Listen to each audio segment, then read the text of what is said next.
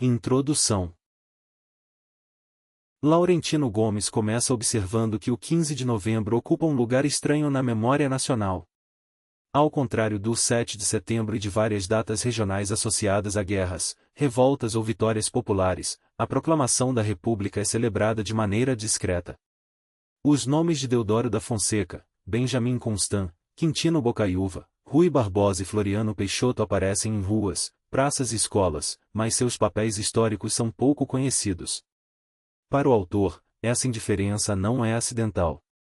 Ela está relacionada à forma pela qual o regime nasceu, um golpe militar conduzido por grupos reduzidos, sem participação popular relevante e sem uma compreensão clara, por parte da maioria da população, do que estava acontecendo. Na manhã de 15 de novembro de 1889, os propagandistas republicanos anunciavam uma nova era. A derrubada do Império supostamente encerraria o poder pessoal de Dom Pedro II, destruiria privilégios herdados da colonização e abriria espaço para mais justiça, oportunidades e participação política. Todos teriam voz e voto. A realidade, porém, mostrou-se muito diferente. A República começou sob tutela militar, com eleições restritas, conflitos armados, censura, perseguições e sucessivas crises econômicas e políticas. Muitas estruturas sociais do Império, entre elas a concentração de riqueza, o domínio das oligarquias e a exclusão dos pobres, permaneceram praticamente intactas. O livro pretende reconstruir esse processo em linguagem jornalística. Laurentino não apresenta uma teoria única capaz de explicar toda a história republicana, mas organiza personagens, documentos e episódios para mostrar como a monarquia perdeu seus sustentáculos e como o novo regime enfrentou enormes dificuldades para se consolidar. Os primeiros capítulos antecipam dois momentos simbólicos, a descoberta da República por um príncipe brasileiro que viajava do outro lado do mundo e a sequência confusa do golpe no Rio de Janeiro. Depois, o autor examina o segundo reinado, Dom Pedro II, as transformações do século XIX, os republicanos civis, a juventude militar, o abolicionismo e os acontecimentos que levaram à queda. A parte final acompanha o exílio da família imperial e os primeiros anos turbulentos da República. A questão central é por que um regime que parecia estável e gozava de prestígio internacional caiu com tão pouca resistência. O Império possuía instituições duradouras, preservar a unidade territorial e abolir a escravidão. Ao mesmo tempo, era uma construção distante do Brasil real, um país pobre, analfabeto, desigual e marcado pela escravidão. A monarquia parecia sólida, mas suas bases políticas estavam desgastadas. Os fazendeiros se afastaram depois da abolição, parte dos militares sentia-se desprezada, os republicanos intensificavam a propaganda e o imperador, velho e doente, já não demonstrava disposição para defender o trono. A República foi, assim, menos o resultado de uma mobilização popular irresistível do que o colapso de uma ordem que perderá a capacidade de se renovar. O autor também chama atenção para a dificuldade brasileira de transformar a proclamação em uma narrativa cívica convincente.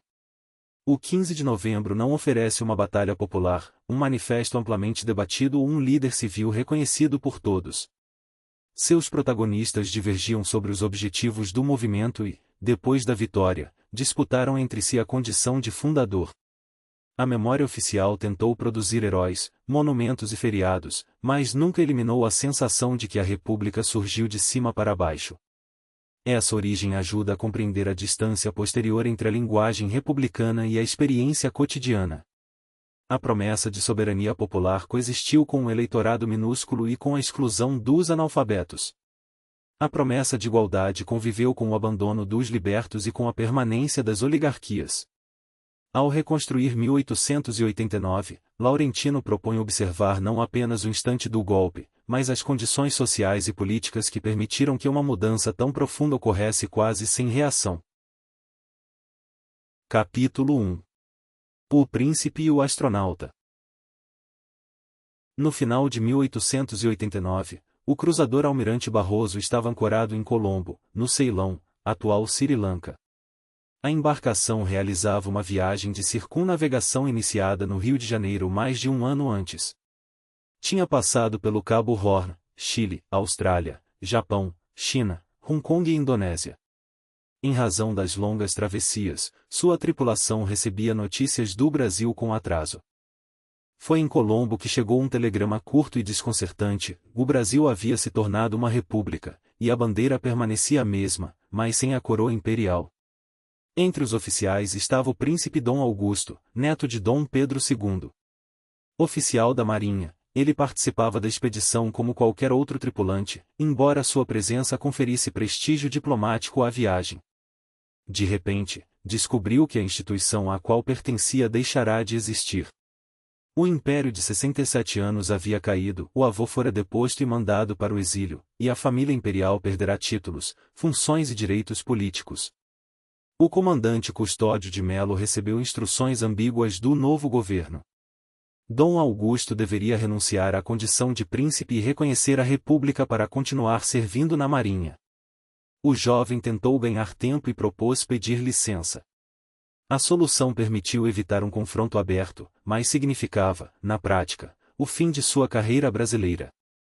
Antes de desembarcar, foi homenageado pelos companheiros em um jantar. Distribuiu objetos pessoais, entregou a espada a um colega e pediu que ela fosse levada de volta ao Brasil. Depois seguiu para a Europa, onde encontrou a família exilada. A história funciona como uma imagem da velocidade e da arbitrariedade da mudança. Um cidadão brasileiro, oficial de uma embarcação nacional, perdeu em poucos dias a condição política que possuía sem ter participado de qualquer debate ou julgamento. Dom Augusto morreu décadas mais tarde na Áustria, sem voltar ao país em que nascerá. O príncipe que iniciará a viagem como representante de uma monarquia retornou à Europa como estrangeiro. Enquanto o navio continuava ao redor do mundo, o Brasil tentava compreender que regime acabará de nascer. Capítulo 2. O golpe. O golpe republicano foi resultado de uma conspiração acelerada por boatos, ressentimentos pessoais e improvisação. Nos primeiros dias de novembro de 1889, republicanos paulistas receberam notícias de que uma revolução militar poderia explodir no Rio de Janeiro. Francisco Glicério, Campos Salles e outras lideranças civis tentavam coordenar-se com Quintino Bocaiúva e Aristides Lobo. O Partido Republicano, apesar de ativo na imprensa e organizado em clubes, tinha expressão eleitoral limitada. Muitos de seus dirigentes concluíram que não chegariam ao poder pelas urnas e passaram a ver o exército como instrumento de mudança. No Rio de Janeiro, o principal articulador militar era Benjamin Constant. Professor da escola militar, positivista e ídolo dos jovens oficiais, ele havia transformado a insatisfação corporativa em oposição ao império. Os conspiradores precisavam, porém, de uma figura de autoridade capaz de comandar as tropas. O nome decisivo era o Marechal Deodoro da Fonseca, veterano da Guerra do Paraguai e respeitado em todo o exército. Deodoro não era republicano. Tinha amizade com o imperador e acreditava que a monarquia ainda era o melhor regime para um país pouco educado politicamente. Sua hostilidade dirigia-se sobretudo ao gabinete chefiado pelo Visconde de Ouro Preto e a políticos que considerava inimigos pessoais. Os republicanos exploraram essa situação. Espalhou-se o rumor de que o governo pretendia prender Deodoro, Benjamin e outros oficiais. Também se dizia que o ministério seria substituído por outro liderado pelo senador gaúcho Gaspar Silveira Martins, adversário de Deodoro. O marechal estava doente, com dificuldade para respirar, mas acabou convencido a assumir a liderança da movimentação. Na madrugada de 15 de novembro, tropas da Escola Militar e de unidades sediadas em São Cristóvão marcharam para o campo de Santana, onde se encontrava o Ministério da Guerra. O gabinete imperial tentou organizar uma reação, mas encontrou pouca disposição entre os comandantes. Floriano Peixoto, ajudante-general do Exército e futuro presidente, recusou-se a mobilizar as forças disponíveis contra Deodoro. O Visconde de Ouro Preto ficou isolado. Quando Deodoro entrou no quartel-general, não proclamou imediatamente a República. Derrubou o ministério e deu vivas ao imperador. O objetivo inicial parecia ser apenas substituir o gabinete. Os republicanos civis temeram que o movimento terminasse com uma simples troca de governo. A situação mudou ao longo do dia. Benjamin Constant, Quintino Bocaiúva, Rui Barbosa, Aristides Lobo e outros conspiradores pressionaram Deodoro. A notícia, verdadeira ou inventada, de que Silveira Martins seria chamado para formar o novo ministério teve peso decisivo. Deodoro detestava o senador por antigas disputas políticas e pessoais. Finalmente aceitou a mudança de regime. A República foi formalizada por decretos elaborados às pressas, enquanto Dom Pedro II, chamado de Petrópolis, permanecia no paço da cidade aguardando notícias. A população assistiu aos acontecimentos com perplexidade. Aristides Lobo registraria que o povo viu tudo bestializado, sem saber o que significava. Não houve plebiscito, eleição ou grande manifestação republicana. Um grupo de militares derrubou o gabinete, depois, sob influência dos civis, derrubou também a monarquia. O marechal que assumiu a presidência não havia começado o dia disposto a fundar uma república. O regime nasceu, nas palavras recuperadas pelo autor, quase como um fato consumado produzido por homens que nem sempre tinham a intenção clara de chegar até o fim. Nas horas seguintes à ocupação do Campo de Santana, a incerteza era tamanha que diferentes participantes acreditavam estar realizando movimentos distintos. Oficiais queriam defender a honra do exército e derrubar Ouro Preto. Republicanos civis pretendiam extinguir a monarquia. Deodoro oscilava entre essas alternativas. O próprio grito dado diante das tropas foi interpretado de maneiras diferentes. A República não nasceu de um plano executado com precisão, mas de uma cadeia de decisões tomadas sob pressão. Dom Pedro II só recebeu informações fragmentadas. Ao chegar de Petrópolis, ainda imaginava ser possível nomear outro gabinete. Os republicanos, por sua vez, precisavam impedir que o movimento perdesse impulso. Redigiram decretos, escolheram ministros e comunicaram às províncias que o novo regime estava instalado. A rapidez foi essencial, antes que monarquistas pudessem organizar qualquer resistência, a República já se apresentava como autoridade constituída. Capítulo 3. O Império Tropical. No ano da proclamação da República, o Brasil tinha cerca de 14 milhões de habitantes e ocupava um território imenso, unido sob uma mesma língua e um mesmo governo. À primeira vista, o Império parecia uma exceção de estabilidade na América Latina.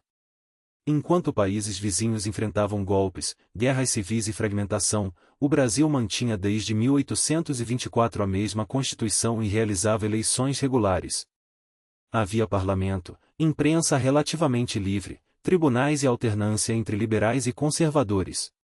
A unidade nacional havia sobrevivido a revoltas regionais e à Guerra do Paraguai. Essa imagem, porém, escondia enormes fragilidades. A maioria da população vivia no campo, era pobre e analfabeta. A escravidão, abolida apenas em 1888, estruturara a economia e as relações sociais durante mais de 3 séculos. O direito de voto era limitado e sujeito à fraude. As eleições eram controladas por chefes locais, e os partidos liberal e conservador representavam grupos de elite com diferenças frequentemente pequenas.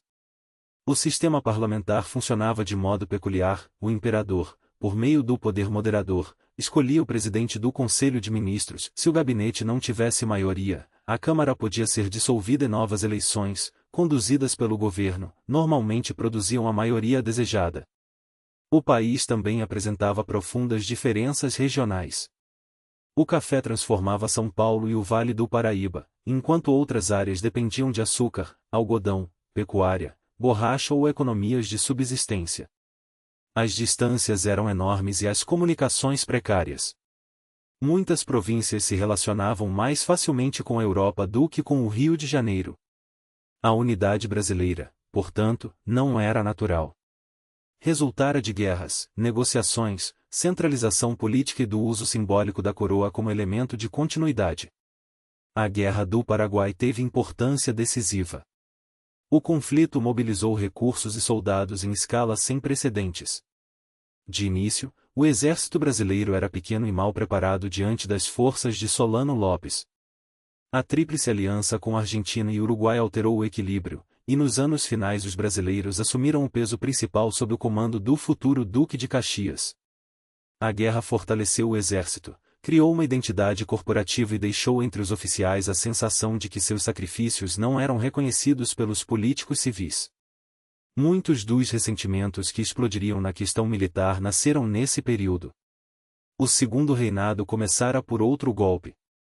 Em 1840, liberais e conservadores anteciparam a maioridade de Dom Pedro II, então com menos de 15 anos, para encerrar as crises do período regencial. O jovem aceitou a aclamação, contrariando a idade prevista na Constituição.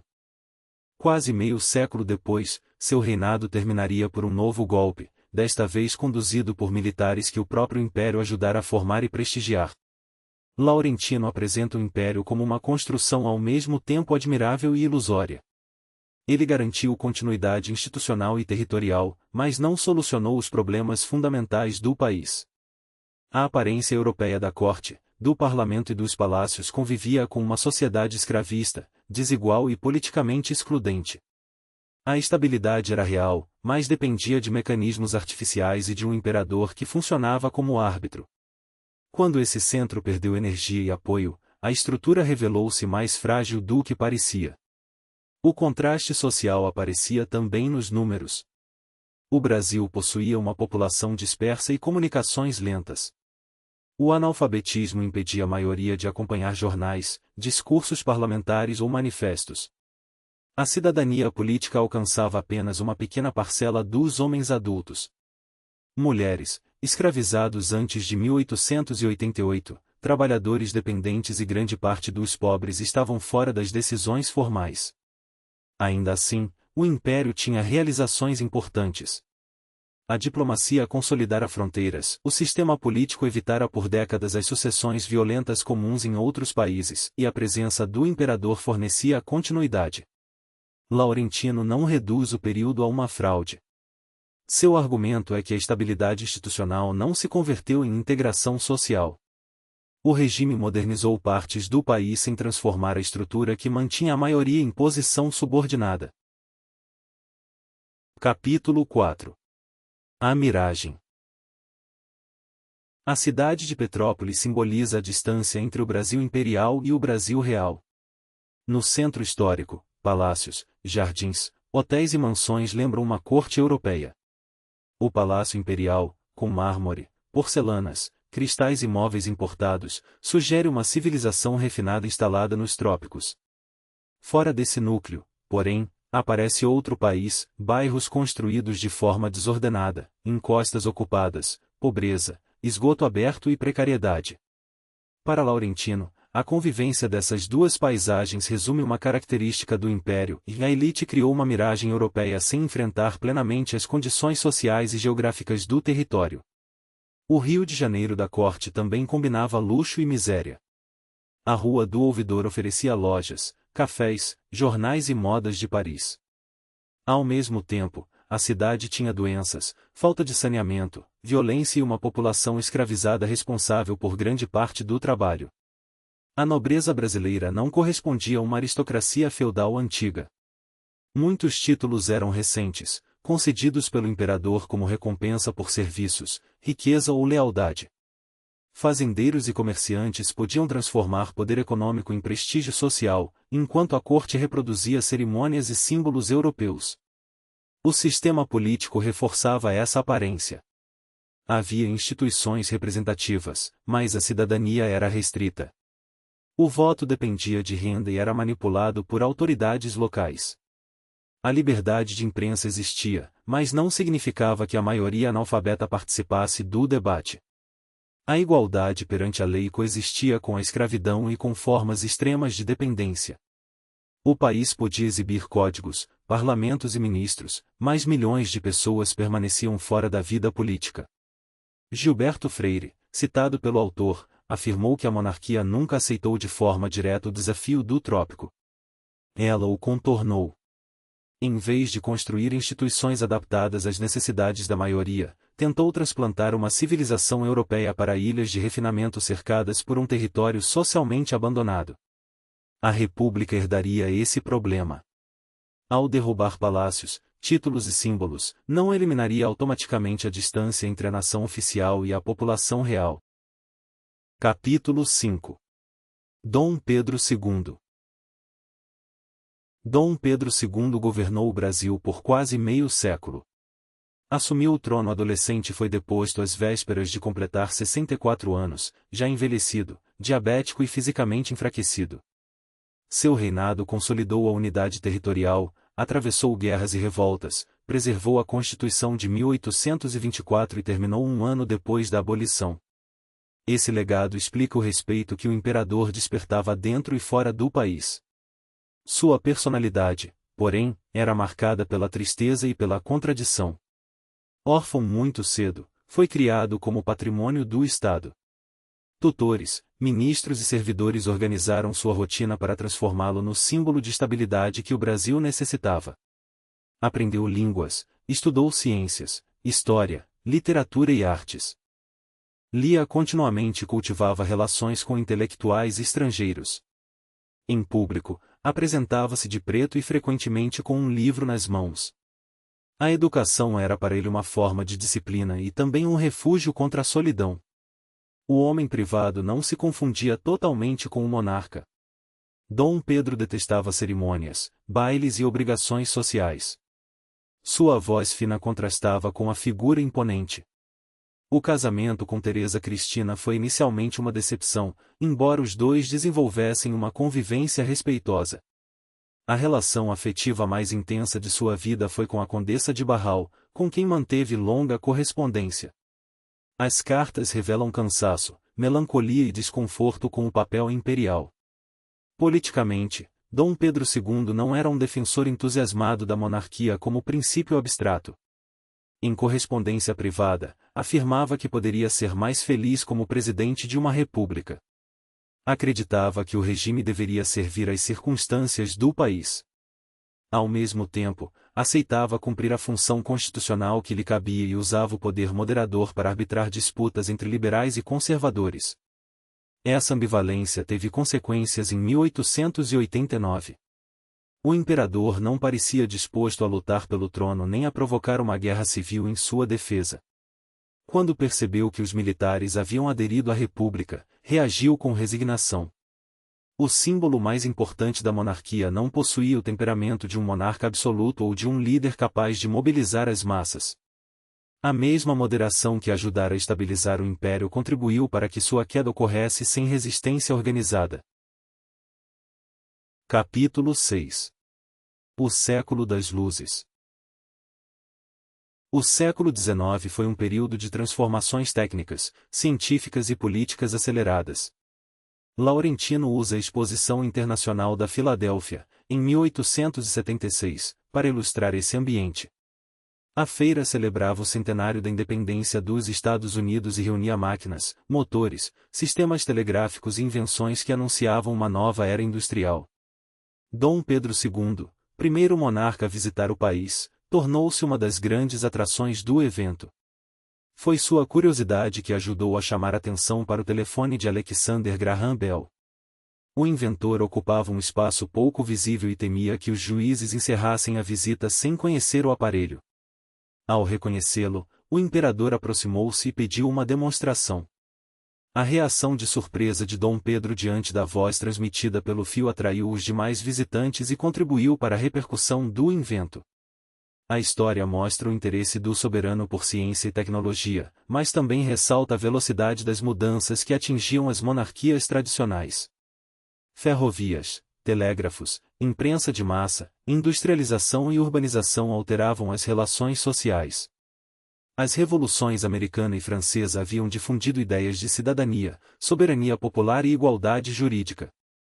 Nacionalismos e movimentos republicanos derrubavam dinastias e redesenhavam fronteiras. No Brasil, essas novidades chegavam de forma desigual. A corte acompanhava invenções e debates europeus, enquanto grande parte da população permanecia analfabeta e submetida a relações de trabalho arcaicas. As ideias republicanas, positivistas e abolicionistas circularam sobretudo entre jornalistas, advogados, estudantes e oficiais. O século das luzes criava uma crise de legitimidade para instituições baseadas em hereditariedade e privilégios. A monarquia brasileira podia ser liberal em comparação com regimes vizinhos, mas parecia cada vez mais deslocada em um mundo que associava a modernidade à república, à ciência e ao progresso. Capítulo 7. Os republicanos. Nos anos finais do Império, a propaganda republicana tornou-se mais ruidosa. Em 1889, havia centenas de clubes e dezenas de jornais defendendo a mudança de regime, principalmente no Sul e no Sudeste. A liberdade de imprensa permitia ataques violentos ao imperador e à família imperial. Rui Barbosa descrevia a monarquia como senil e apodrecida. Silva Jardim percorria cidades pregando a queda imediata do regime e, em discursos mais radicais, admitia até a execução dos membros da família imperial que resistissem. Apesar da agitação, o republicanismo tinha desempenho eleitoral modesto. O Partido Republicano Paulista era forte entre fazendeiros e profissionais urbanos, mas nacionalmente os candidatos republicanos conquistavam poucos votos e cadeiras. As lideranças também divergiam. Alguns defendiam uma transição legal e gradual, outros queriam uma revolução. Havia federalistas preocupados com a autonomia provincial, positivistas favoráveis a uma ditadura republicana e liberais interessados em reduzir o poder da coroa. O Manifesto Republicano de 1870 havia apresentado a federação como resposta ao centralismo imperial. Na visão de seus autores, as províncias deveriam transformar-se em estados autônomos, unidos por um governo nacional limitado. O movimento cresceu em São Paulo, onde os cafeicultores desejavam maior controle sobre impostos, investimentos e imigração. No Rio Grande do Sul, Júlio de Castilhos e o jornal A Federação articulavam republicanismo e positivismo. A fraqueza eleitoral levou muitos civis a apostar nos quartéis. Um texto do próprio movimento recomendava voltar contra o império suas armas, fazendo o exército atacar a monarquia sob direção republicana. Essa escolha definiria o caráter da mudança. Em vez de construir uma maioria política, os civis aproximaram-se de oficiais ressentidos e estimularam conflitos entre o governo e as forças armadas. A república seria proclamada pelos militares, e essa origem cobraria um preço, e nos primeiros anos, os civis teriam de disputar o poder com homens armados que se consideravam verdadeiros fundadores e guardiões do regime. Entre os republicanos civis, São Paulo ocupava posição especial.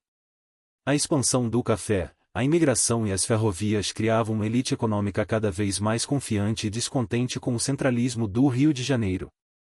Muitos fazendeiros queriam controlar diretamente as receitas provinciais e as políticas de infraestrutura. A federação prometia transferir poder para os estados, e por isso, atraía grupos que não compartilhavam necessariamente o radicalismo de Silva Jardim. Essa diversidade explicaria conflitos posteriores.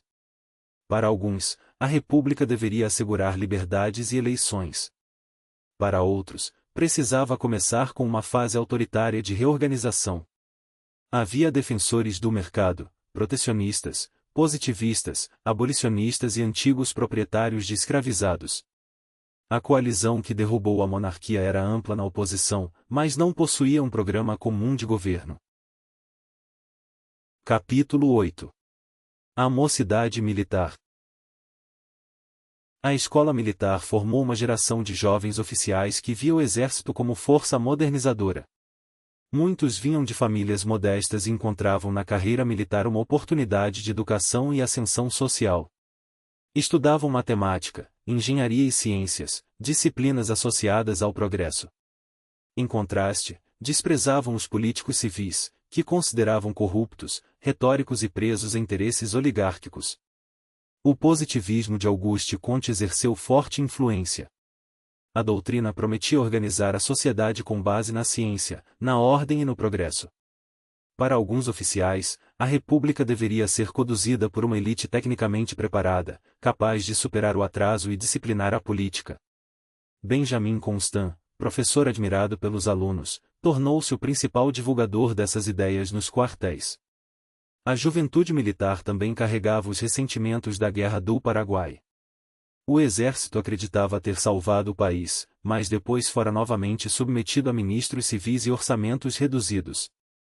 Promoções, soldos e punições alimentavam descontentamento. A disciplina hierárquica convivia com um intenso sentimento de honra corporativa. Qualquer crítica pública a um oficial podia ser interpretada como ofensa a toda a instituição. A Escola Militar da Praia Vermelha tornou-se centro de contestação. Ali, estudantes discutiam república, positivismo e o papel político dos militares. O governo tentou dispersar esse ambiente, mas suas medidas tiveram efeito contrário. Ao criar a Escola Superior de Guerra em São Cristóvão, aproximou os alunos de unidades que participariam diretamente do golpe. A mocidade militar forneceu a base ideológica e operacional sem a qual Deodoro, por maior que fosse seu prestígio, não teria tropas mobilizadas na madrugada de 15 de novembro. Capítulo 9. A chama nos quartéis. A chamada questão militar começou com incidentes aparentemente menores e transformou-se numa crise de autoridade. Oficiais reagiam a críticas de políticos e reivindicavam o direito de defender-se pela imprensa, apesar dos regulamentos que proibiam manifestações públicas. Quando o coronel Cunha Matos foi punido por responder a acusações de um deputado, outros militares interpretaram a decisão como ataque à honra do Exército.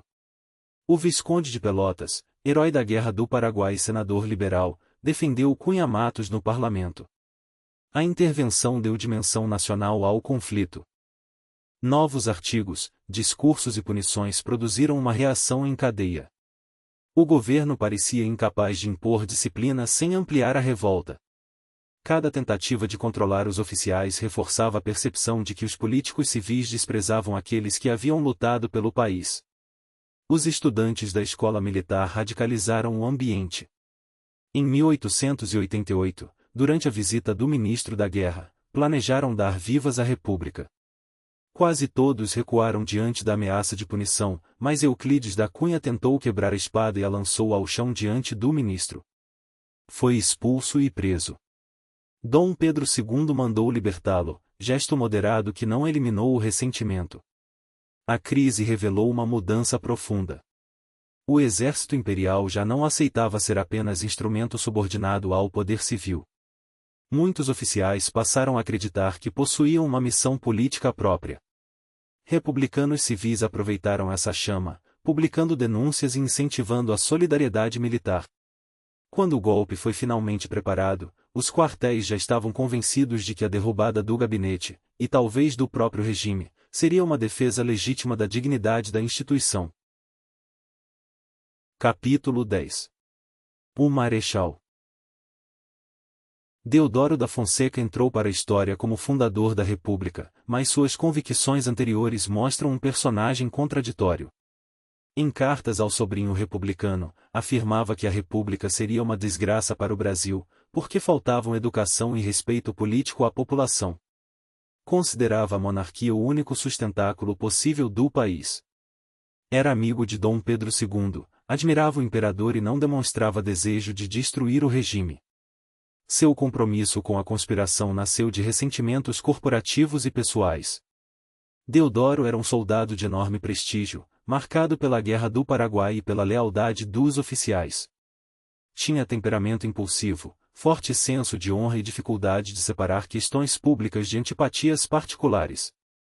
A hostilidade contra o gabinete Ouro Preto e contra Silveira Martins tornou-o vulnerável à manipulação dos republicanos. Também estava gravemente doente nos dias do golpe. Sofria crises respiratórias e mal conseguia montar a cavalo. Ainda assim, sua presença era indispensável. Benjamin Constant possuía influência intelectual, mas não autoridade suficiente sobre os generais mais antigos. Só Deodoro poderia reunir unidades diferentes e dar à rebelião aparência de movimento do exército. A decisão final foi tomada mais pelo orgulho do que por uma conversão ideológica.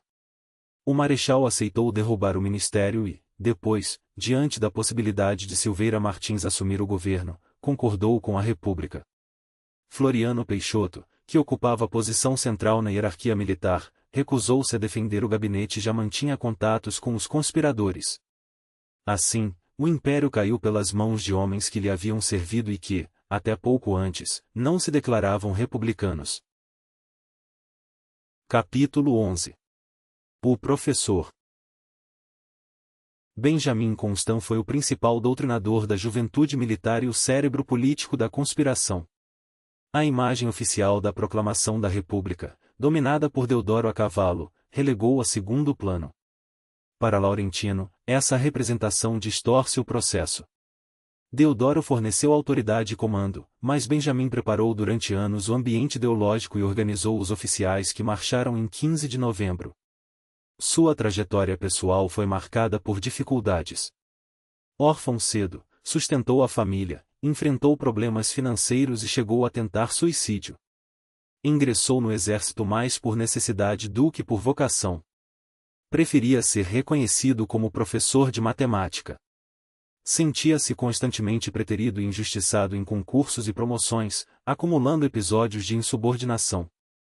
A experiência na Guerra do Paraguai foi controversa e deixou marcas de insegurança. O positivismo ofereceu-lhe uma explicação total para a sociedade e um papel histórico. A ciência deveria substituir a política baseada em interesses, e uma elite moral e técnica conduziria a reorganização nacional. Como professor, Benjamin estabelecia com os alunos uma relação intensa. Eles o viam como mestre, apóstolo e exemplo de integridade. Sua influência transformou a escola militar em núcleo republicano. O governo tentou neutralizá-lo e dividir a escola, mas acabou aproximando seus seguidores das unidades militares de São Cristóvão. Quando chegou o momento do golpe, Benjamin coordenou reuniões, transmitiu ordens e pressionou Deodoro a avançar além da simples queda do gabinete. A República Brasileira foi, nesse sentido, uma revolução política preparada por um professor de matemática. O novo regime o proclamaria fundador e herói, embora sua morte precoce e as disputas de memória deixassem Deodoro ocupar o centro da narrativa oficial.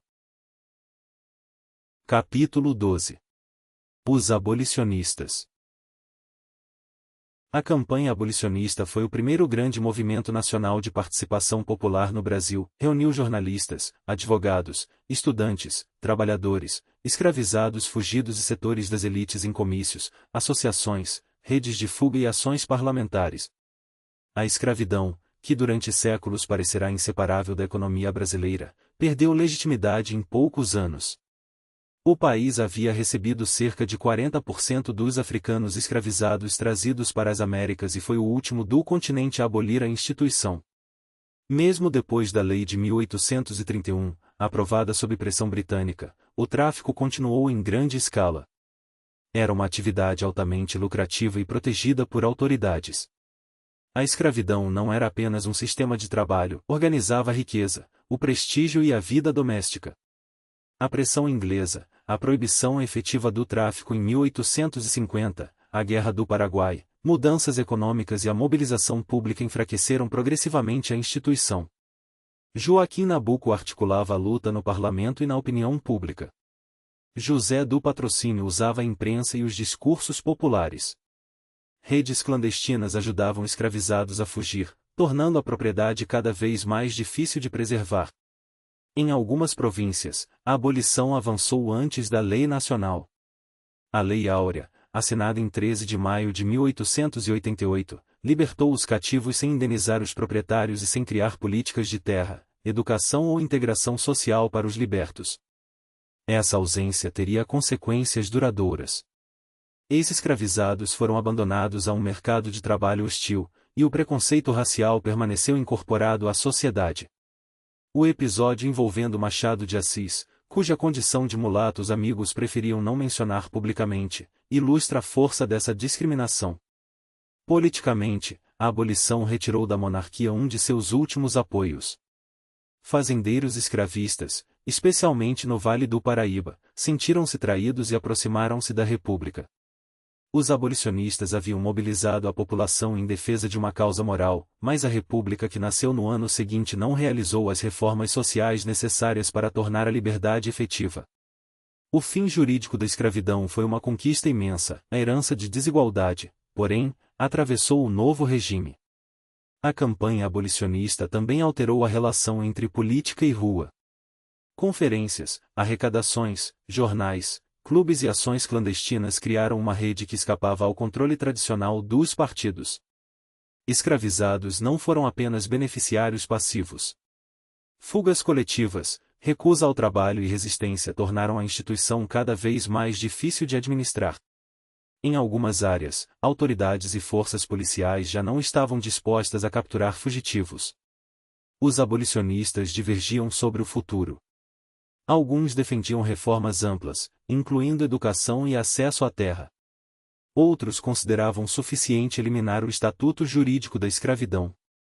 A Lei Áurea, com apenas 2 artigos, encerrou formalmente a propriedade sobre pessoas, mas não resolveu a inserção econômica dos libertos.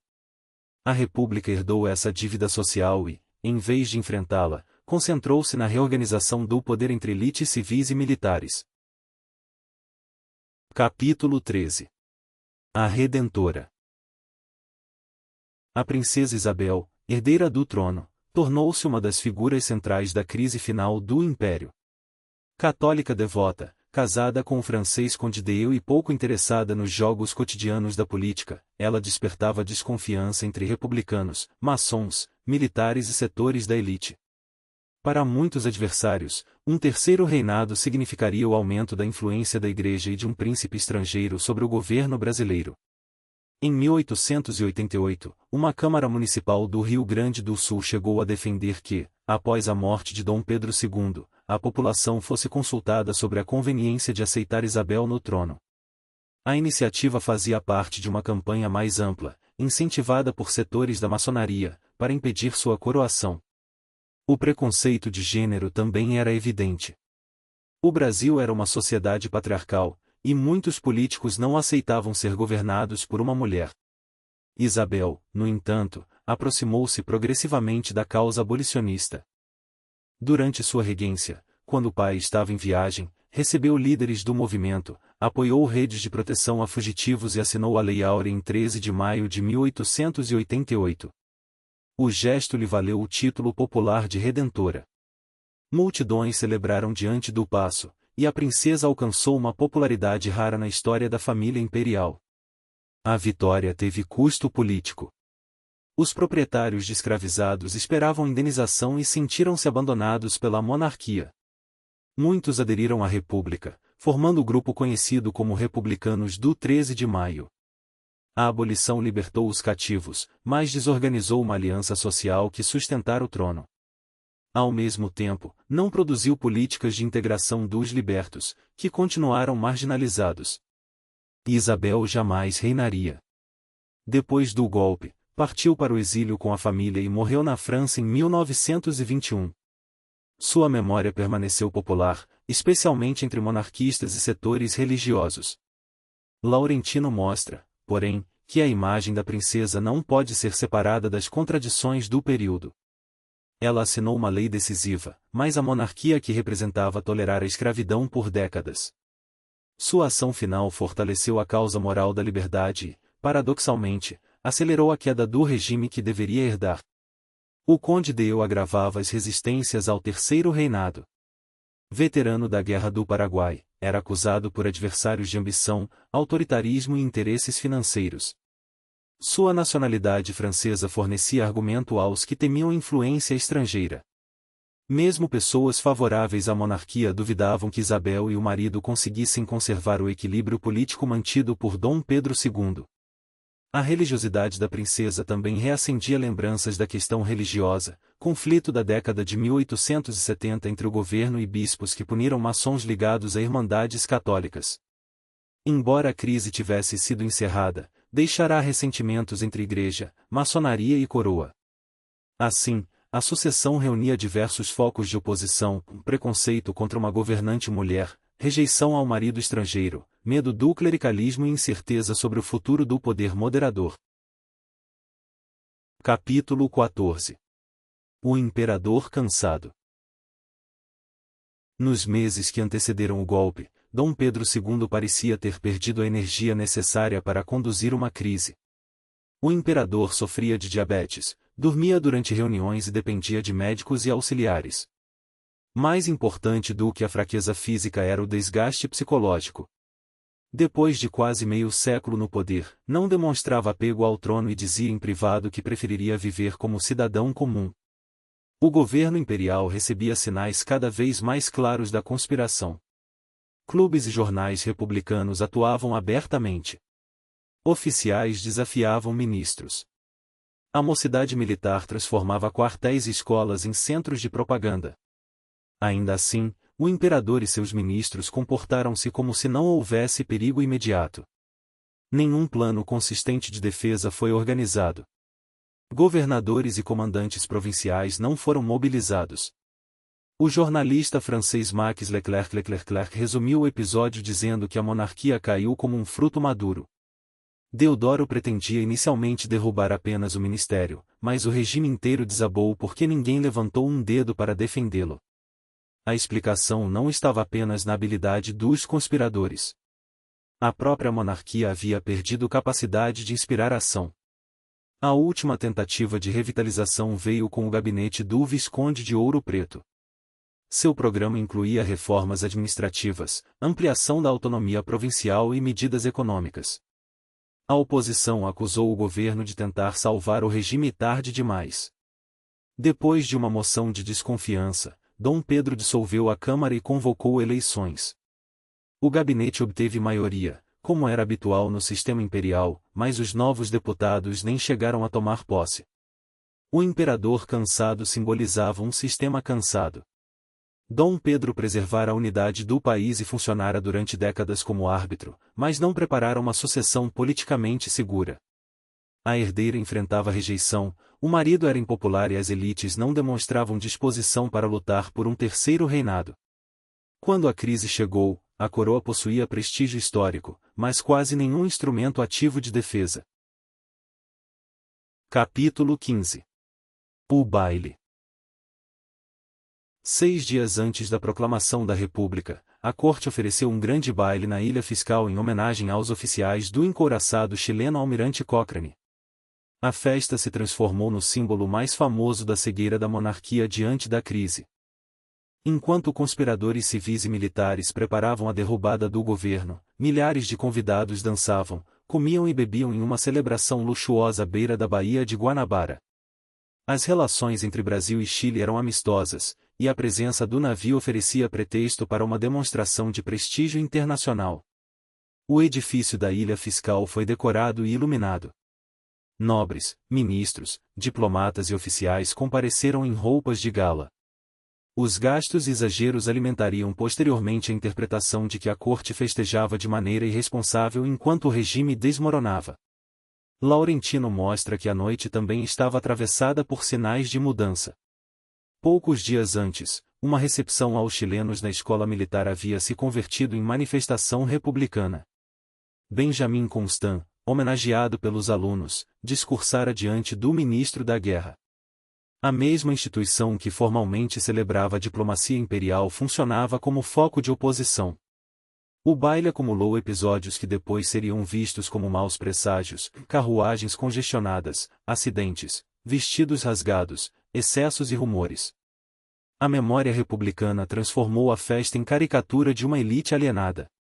Ainda assim, alguns símbolos imperiais sobreviveram.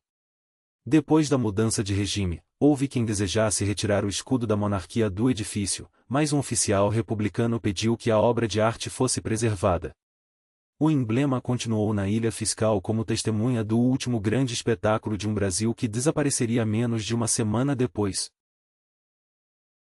Capítulo 16. A queda.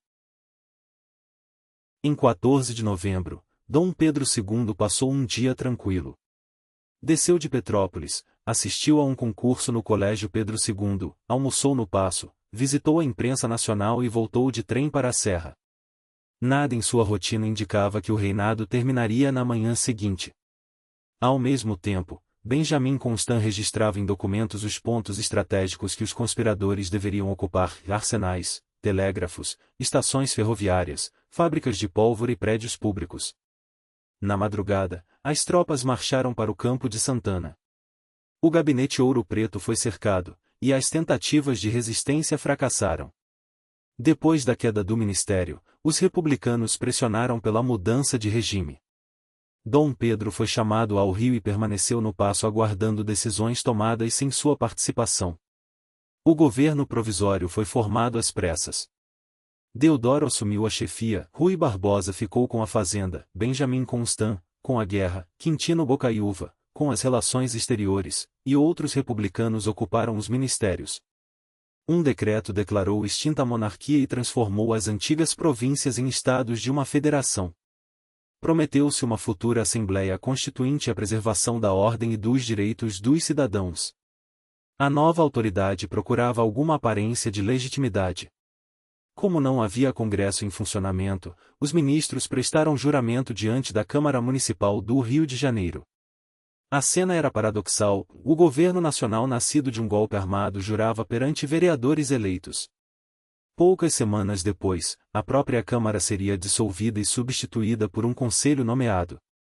A República nasceu sem consulta popular e sem uma definição consensual de seu funcionamento. Civis federalistas, militares centralizadores, positivistas e liberais partilhavam a rejeição à monarquia, mas divergiam sobre quase tudo mais. O golpe resolveu a questão do regime, mas abriu uma disputa sobre quem deveria controlar o novo Estado. Capítulo 17. O adeus. Na madrugada de 17 de novembro, a família imperial foi levada em segredo ao porto do Rio de Janeiro. O governo temia manifestações e decidiu acelerar a partida. Raul Pompeia observou a cena escondido nas ruas próximas ao paço, e carruagens escuras, soldados, senhoras vestidas de negro e um cortejo silencioso sob a luz dos lampiões. Dom Pedro II havia recebido ordem para deixar o país. O governo ofereceu-lhe recursos financeiros, mas ele recusou parte do auxílio, insistindo em não parecer beneficiário do regime que o expulsava. A imperatriz Teresa Cristina estava abatida. Isabel, o conde de Eu, filhos e netos embarcaram junto com o casal imperial. Não houve multidões, discursos ou resistência militar. A viagem para a Europa foi marcada por tristeza e incerteza. A família instalou-se inicialmente em Portugal, onde Teresa Cristina morreu pouco depois, em dezembro de 1889. Dom Pedro seguiu para Paris e passou os últimos anos em condições relativamente modestas. Continuou lendo, estudando e acompanhando notícias do Brasil.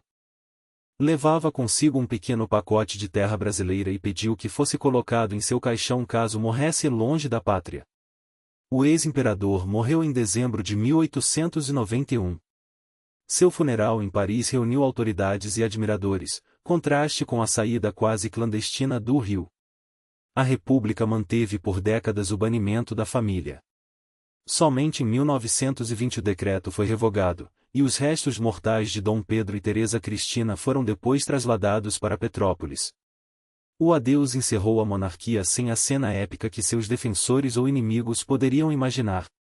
O soberano que governara por quase 50 anos saiu sem combate. Laurentino apresenta essa partida como expressão final de sua personalidade do esgotamento do regime. Dom Pedro preferiu o exílio ao risco de uma guerra civil em seu nome. Capítulo 18. Os bestializados. A expressão bestializados, usada por Aristides Lobo, descreveu a reação popular ao golpe. A maioria dos habitantes do Rio não participou da conspiração e recebeu as notícias com confusão. Machado de Assis captou essa incerteza em Esaú e Jacó, ao narrar o drama de um comerciante que acabará de encomendar uma placa com o nome Confeitaria do Império e precisava decidir como adaptar o estabelecimento ao novo regime. A República prometia cidadania, mas começou restringindo a participação.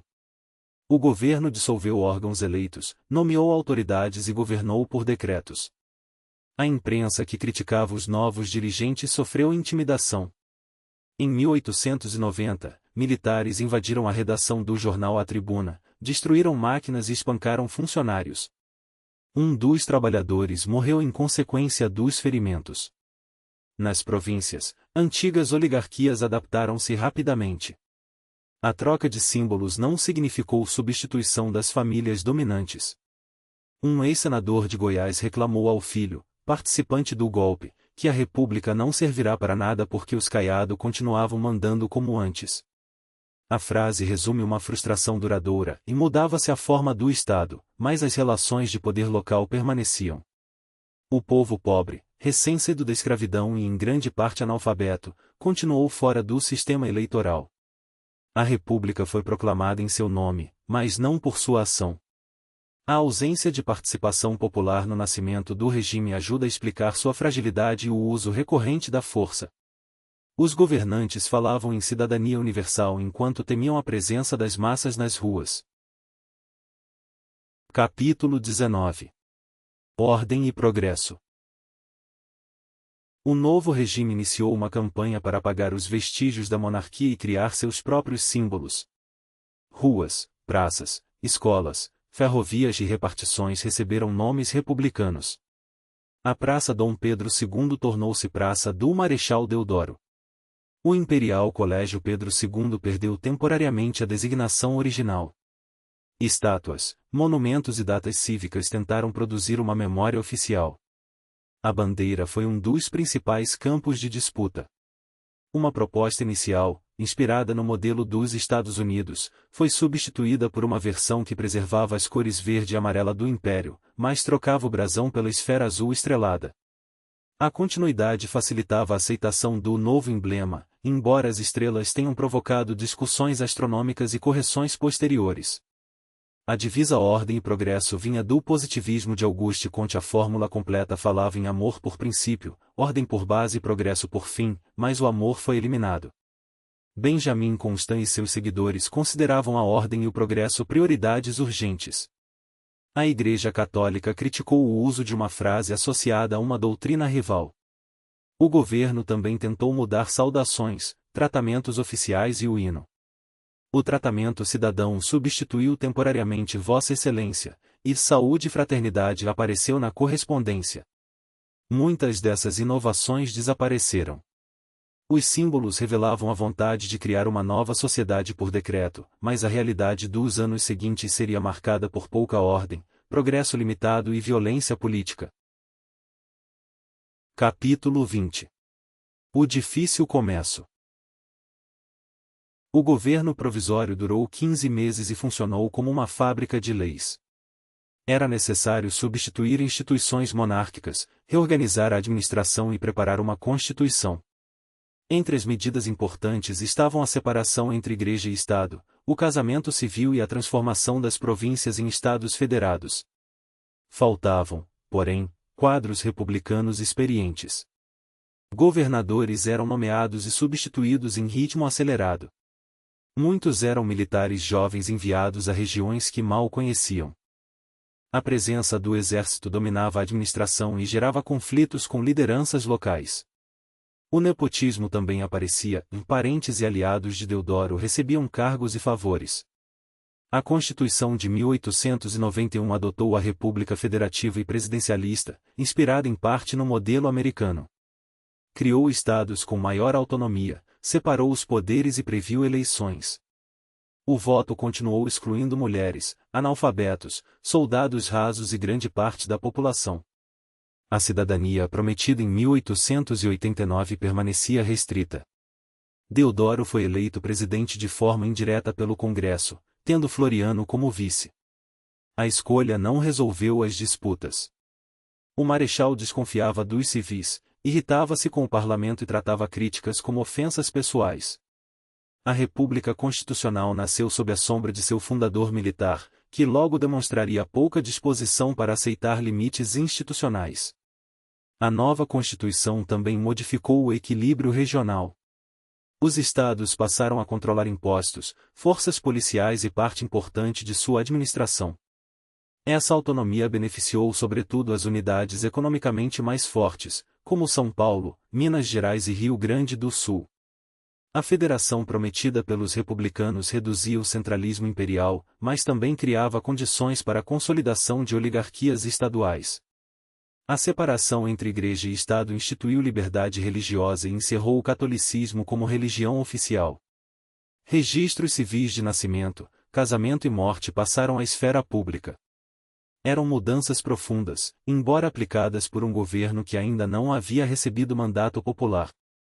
O paradoxo dos primeiros anos era constante, reformas modernizadoras eram introduzidas por decretos, sob direção militar e com limitada participação dos cidadãos. Capítulo 21. A Roda da Fortuna. Os primeiros meses da República produziram uma euforia financeira conhecida como encilhamento. Jornais anunciavam bancos, fábricas, ferrovias, companhias de navegação, hotéis e projetos de colonização. O público era convidado a comprar ações e enriquecer rapidamente. Empréstimos fáceis e emissão monetária alimentavam a impressão de que um novo Brasil industrial surgia de uma hora para outra.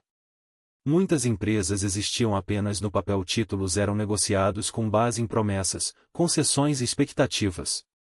A especulação criou fortunas rápidas e destruiu outras com a mesma velocidade. Machado de Assis descreveu cascatas de ideias e concessões convertidas em milhares de contos de réis. A República parecia ter se transformado numa república de banqueiros. Rui Barbosa, ministro da Fazenda, buscava ampliar o crédito e estimular empresas nacionais. O resultado combinou alguma expansão econômica com inflação, fraude e uma bolha especulativa. Quando a confiança desapareceu, vieram falências e desorganização. O encilhamento comprometeu a imagem do regime e agravou a luta dentro do governo. Deodoro envolveu-se em disputas por concessões e favorecimento de amigos. Uma crise ministerial levou à demissão coletiva de seus auxiliares e à nomeação do Barão de Lucena, antigo monarquista. O governo provisório terminou com a eleição indireta de Deodoro, mas o novo mandato já começava enfraquecido por problemas econômicos, desconfiança política e pelo temperamento autoritário do presidente. A expansão do crédito tinha uma justificativa econômica. Com o fim da escravidão e a entrada de imigrantes, o país precisava financiar novas formas de trabalho, comércio e indústria. O problema estava na ausência de controles, na facilidade para criar companhias e no uso político das concessões. A diferença entre investimento produtivo e especulação tornou-se difícil de perceber em meio à euforia. Quando a bolha se desfez, a inflação e as falências atingiram pessoas que haviam confiado nas promessas de enriquecimento. O episódio criou uma associação duradoura entre a República e a desordem financeira. Também fortaleceu adversários de Rui Barbosa, que seria responsabilizado pela crise, embora o fenômeno resultasse de um conjunto mais amplo de expectativas, fraudes, emissões e disputas políticas. Capítulo 22. O Caboclo do Norte. Em novembro de 1891, Deodoro dissolveu o Congresso e decretou o estado de sítio. As garantias constitucionais foram suspensas, opositores presos e prédios legislativos cercados. A reação espalhou-se pelo país. No Rio de Janeiro, o almirante Custódio de Melo ameaçou bombardear a capital. Sem apoio suficiente e gravemente doente, Deodoro renunciou, dizendo que não queria aumentar o número de viúvas e órfãos. O vice Floriano Peixoto assumiu em meio à crise financeira, divisões republicanas, oposição naval e guerra civil no sul. Magro, pálido e de hábitos simples, era chamado de Caboclo do Norte. Sua personalidade parecia opaca e contraditória. Declarava-se liberal, mas defendia a ditadura militar como remédio para a corrupção. Em 1889, havia mantido posição ambígua, permitindo golpes sem conspirar abertamente.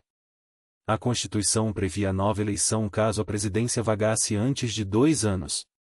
Floriano recusou-se a convocá-la, alegando que a regra não se aplicava ao primeiro mandato, escolhido indiretamente. Generais protestaram e foram reformados. Manifestantes foram presos, deputados deportados e o Supremo Tribunal, ameaçado, negou habeas corpus aos opositores. Durante revoltas, Floriano dizia guardar a Constituição na gaveta para devolvê-la depois, limpa e intacta. A frase resume seu método e suspender a legalidade em nome da salvação do regime. Sua repressão lhe valeu o título de Marechal de Ferro e, entre admiradores, o de Consolidador da República. A austeridade pessoal contribuiu para sua popularidade. Continuava vivendo em casa modesta, tomava bonde e desprezava cerimônias. Esse comportamento contrastava com a violência do governo. Laurentino apresenta Floriano como uma encarnação do salvador da pátria, o líder forte que afirma atropelar instituições para protegê-las. O mito se tornaria recorrente na história republicana brasileira. O governo de Floriano enfrentou ainda a revolta da Armada. Parte da Marinha, tradicionalmente mais próxima da monarquia e ressentida com a predominância do exército, rebelou-se contra o presidente. Navios ameaçaram e bombardearam áreas do Rio de Janeiro, espalhando pânico entre os moradores. Floriano recusou-se a renunciar, comprou embarcações no exterior e organizou forças leais para enfrentar os revoltosos. A repressão foi implacável. Suspeitos de colaboração foram presos, deportados ou executados. O conflito ajudou a criar a imagem de um presidente que não cedia, mas também revelou a precariedade institucional da República. Exército e marinha disputavam o poder com armas, e a população da capital sofria as consequências. A vitória de Floriano garantiu a sobrevivência do governo e reforçou a primazia do exército no novo regime. Capítulo 23. Paixão e morte. A consolidação da República foi acompanhada por guerras de extrema violência. No Sul, a Revolução Federalista opôs os seguidores de Júlio de Castilhos, conhecidos como pica-paus, aos maragatos ligados a Gaspar Silveira Martins. O conflito combinava disputas locais, oposição ao centralismo castilhista e resistência ao governo de Floriano. Os combates ficaram marcados pela degola de prisioneiros. Um correspondente estrangeiro descreveu currais cobertos de sangue, cadáveres nus e restos humanos devorados por animais. A violência não era acidente isolado, mas método de intimidação e vingança.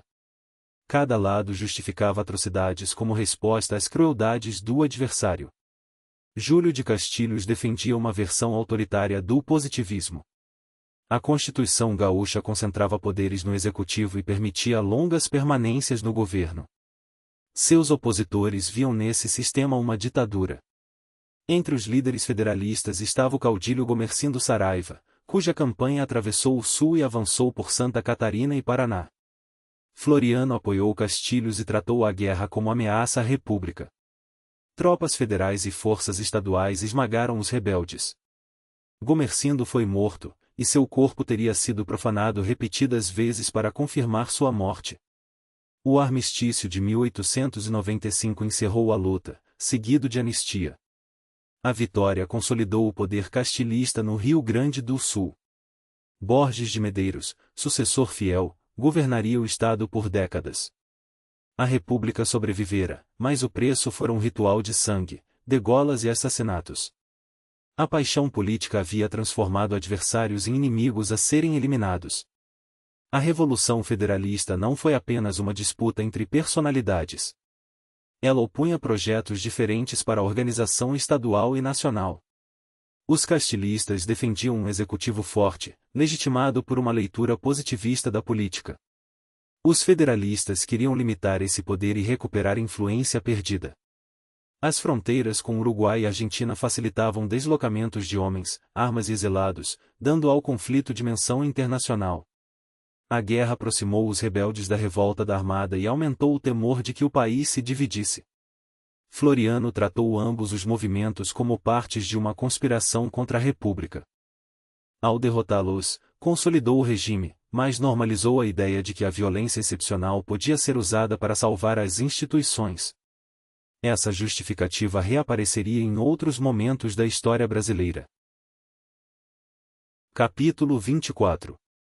O desafio. Em 1894, Prudente de Moraes chegou ao Rio para tornar-se o primeiro presidente civil da República. Ninguém o esperava na estação. Floriano recusou-se a recebê-lo ou transmitir pessoalmente o cargo. No dia da posse, Prudente precisou contratar um carro em mau estado. Ao entrar no palácio, encontrou móveis destruídos, gavetas vazias, papéis e garrafas espalhados. A cena simbolizava o estado do país. A guerra no Sul ainda não terminara, e observadores estrangeiros previam a fragmentação do Brasil. A economia estava abalada, a autoridade civil era fraca e os militares não aceitavam facilmente abandonar o poder. Prudente precisava encerrar conflitos, reorganizar as finanças e demonstrar que a República podia funcionar fora dos quartéis. Os desafios continuaram nos anos seguintes. Canudos expôs a distância entre o governo e o sertão. A comunidade liderada por Antônio Conselheiro foi tratada como conspiração monarquista e destruída depois de campanhas militares desastrosas. O episódio mostrou como o novo regime reagia à população pobre e, em vez de incorporá-la, muitas vezes a classificava como ameaça à ordem. A República consolidou a unidade territorial, mas não realizou de imediato as promessas de cidadania. O poder passou às oligarquias estaduais, o voto permaneceu controlado e a desigualdade social atravessou o século. Houve golpes, ditaduras e breves períodos democráticos. A participação popular, ausente em 1889, demoraria a tornar-se elemento central da vida política. Laurentino encerra relacionando a fundação do regime com a campanha das diretas, em 1984. Quase um século depois do golpe militar, milhões de pessoas ocuparam pacificamente as ruas para exigir o direito de escolher seus governantes. Era uma república diferente, proclamada não por generais e fazendeiros, mas pela sociedade mobilizada. O desafio permanece aberto. A República precisa transformar igualdade jurídica em participação efetiva, reduzir a distância entre o país oficial e o país real e impedir que o poder volte a ser apropriado por pequenos grupos. A história de 1889 não é apenas a narrativa da queda de um imperador. É o começo de uma longa tentativa de construir instituições capazes de incluir o povo que assistiu bestializado ao nascimento do regime. Prudente de Moraes e os presidentes civis seguintes iniciariam uma acomodação entre o governo federal e as oligarquias estaduais. A estabilidade resultante não significava democracia ampla. Coronéis controlavam eleitores, fraudes eram comuns e a política nacional dependia de alianças entre grupos regionais. A República deixava a fase de guerra aberta, mas preservava a exclusão que marcará seu nascimento. Canudos tornou evidente o abismo cultural entre o litoral governante e o interior. A comunidade de Antônio Conselheiro foi interpretada como ameaça monarquista, embora suas motivações fossem religiosas, sociais e locais. Depois de 3 expedições derrotadas, o exército destruiu o arraial na 4ª campanha. A vitória militar reforçou o Estado, mas expôs sua incapacidade de compreender e integrar populações marginalizadas. Ao percorrer esse caminho, Laurentino também mostra que os personagens não cabem facilmente em categorias de heróis e vilões. Dom Pedro II combinava cultura e moderação com passividade política. Deodoro reunia coragem militar e impulsividade. Benjamin Constant defendia ideais de regeneração, mas ajudou a entregar o poder aos quartéis. Floriano preservou a República por métodos que frequentemente violavam seus princípios. Os civis queriam autonomia e modernização, mas recorreram a um golpe por não conseguirem vencer eleitoralmente. Essa ambiguidade é parte essencial da narrativa. A síntese do livro é que a monarquia caiu. A síntese do livro é que a monarquia caiu menos pela força de seus adversários do que pela perda de seus apoios. Militares ressentidos, fazendeiros afastados pela abolição, republicanos sem força eleitoral e um imperador cansado produziram uma combinação decisiva. A República surgiu cercada de promessas, mas nasceu sem participação popular, sob comando militar e com problemas sociais que a troca de bandeiras não poderia resolver. Sua consolidação exigiu repressão, guerras e sucessivas acomodações. O resultado foi a preservação do território e a criação de novas instituições, mas também a continuidade de desigualdades e práticas autoritárias que atravessariam a história brasileira.